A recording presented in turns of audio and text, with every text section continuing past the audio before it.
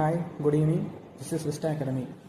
நாம் இன்றைக்கி பார்க்க போகிற டாபிக் தனி வட்டி கூட்டு வட்டி கணக்குகள்.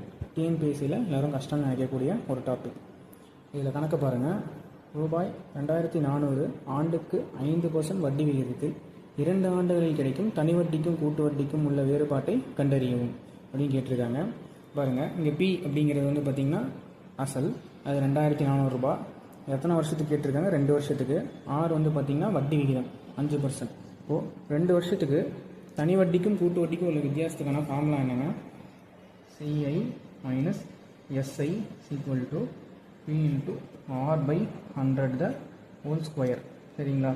இப்போது அசல் வந்து பார்த்திங்கன்னா நமக்கு தெரியும் 2400, ஆரோட வேல்யூ 5/100 த ஹோல் ஸ்கொயர்.